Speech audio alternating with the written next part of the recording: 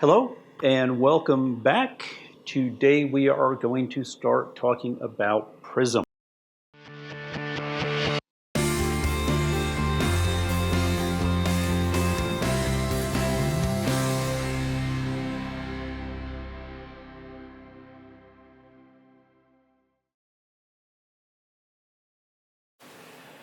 Yesterday, not such a good day in some ways.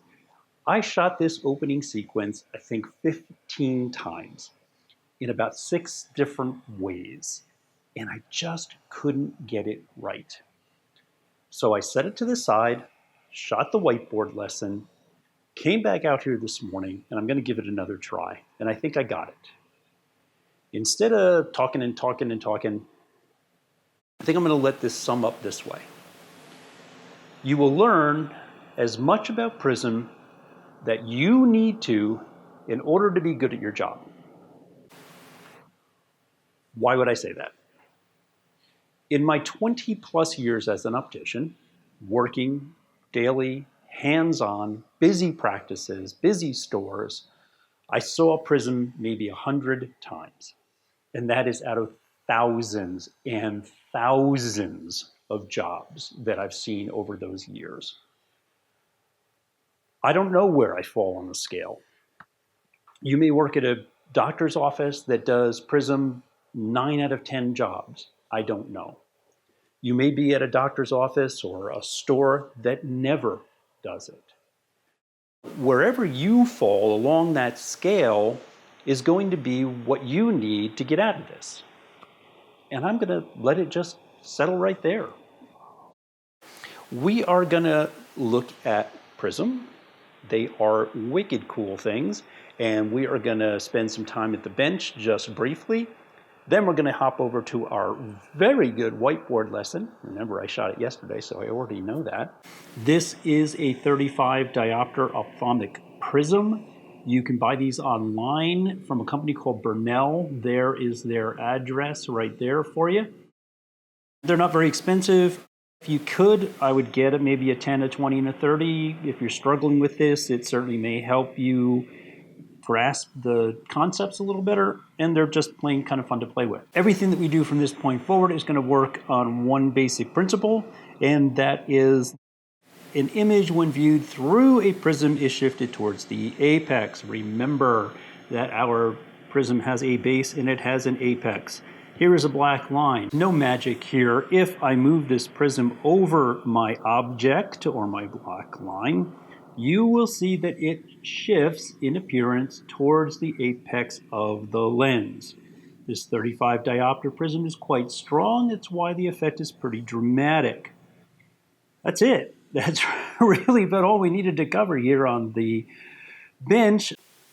I want you to be the best darn optician that you can, and I want you to truly understand what it is that you're doing and why it is that you're doing it. So for those of you that are with me and want to take the baby steps and build the foundation that you need to be the best optician that you can, then just bear with me for the next 10 minutes. And we're going to get through it. This is how I think about this stuff. Everybody learns in a different way. That's one of the keys to education. This stuff may work for you. It may not. If it does, fantastic. Let's give it a try. In the perfect world, perfect scenario, this is how things work. You've got the sun, and the sun is pouring billions of rays of light down, and it's hitting objects like our little fire plug or fire hydrant, whatever you want to call it there. The rays of light reflect off objects, and they hit somebody's eye. It could be your eye, it could be mine. And it ends up in your brain. Those rays of light, because this eye is perfectly healthy, a great clear cornea, crystalline lens, good vitreous humor, healthy retina, great optic nerve, no interpretation problems in the brain. All those reflected rays give you everything that you need to understand that the object that you're looking at is in fact a fire hydrant. It's in the right place. It's red. It's about 2 feet tall. It has 1, 2, 3, 4 openings. everything looks great. There's no visual acuity problem. There's no refractive errors.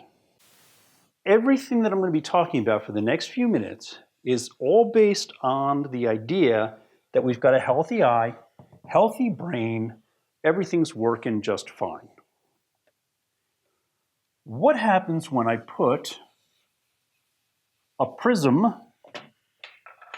that one that we were just talking about a few moments ago over on the bench, and I place it between my healthy, normal eye, my perfectly working brain, and my object? What happens to that object as it's perceived by my brain over here is that it will appear to shift position towards the apex of my prism. That's what we just did on the bench just a minute ago. If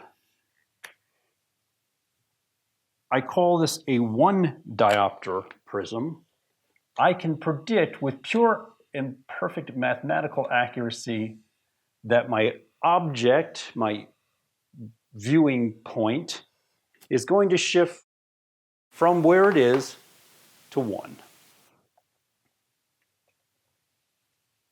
If I make that prism a little bit stronger,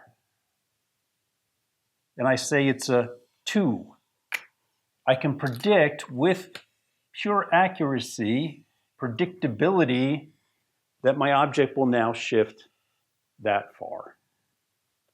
Let's take it one step further, of course. You can kind of see where this is going. If I make it a great big fat prism wedge and I say it's a 3, I can predict that it will shift from here to here. It is the predictability of that shift in relationship to viewing through the prism and that shift towards the apex that lets us move objects around in the brain through the eye for people that don't have this perfect scenario going on. Now let's talk about what happens when we have a problem between here and here. We no longer have the perfect situation. Our cornea is misshapen in some way. It may be too shallow, maybe too steep, maybe it's astigmatic, maybe it has 2 curves on it. Maybe our crystalline lens is getting clouded over. Maybe our vitreous humor is a little bit cloudy. Maybe there's a problem, the compromise somewhere in the fovea, the macula, the retina. Or perhaps our poor little brain up here, which has got so much going on. There's so much between here and here and here and here that can go wrong here. Sometimes I always wonder how we see it all. But anyway, when I have a problem here and I'm looking at my object, my fire hydrant, it may appear blurry or fuzzy. It may seem distorted in some way. It may seem misshapen, particularly if I have a high astigmatism issue. To correct for that, so I have this looking correct to my eye and my brain, obviously, we start using prescription lenses. The difference between the prescription lens and these simple prism lenses is that we start playing with the shape, the size, and the position. Remember our old friend here, that very first lens that we looked at together?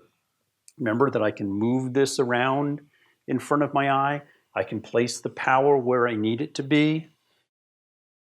In order to get this sharp, I start playing with the shape of the prisms, the size of them, the position of them. These could become anything. If you stop and think about it, it's almost mind-boggling. In sphere powers, you run in normal range, let's say about plano to 20. In both plus and minus, that's about 40 times quarter diopter steps. Cylinder, you got about 0 to 10. and you've got 180 possible degrees of position, it's mind-boggling the variability that we could have here.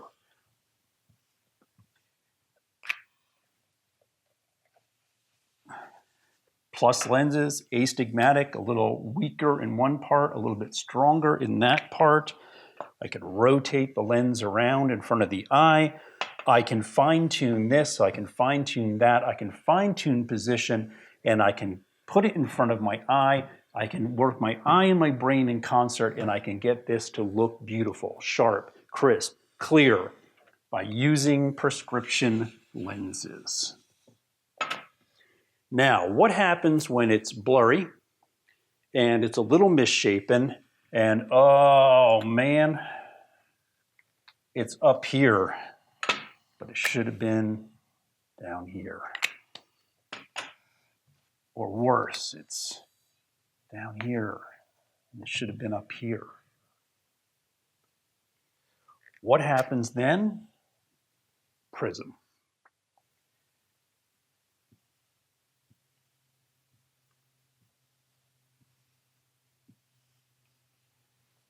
Astigmatism.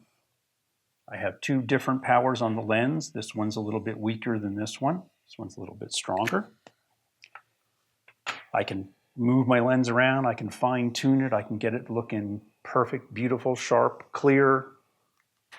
But in order to move it back up to where it belongs, I'm going to add additional prism. That additional prism wedge in the correct place, the correct power, will allow me to also move it back to where I need it to be.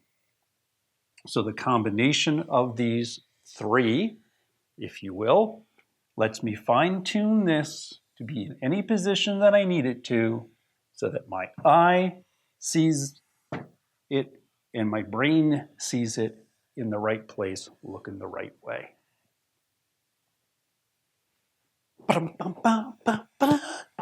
Basic prism theory.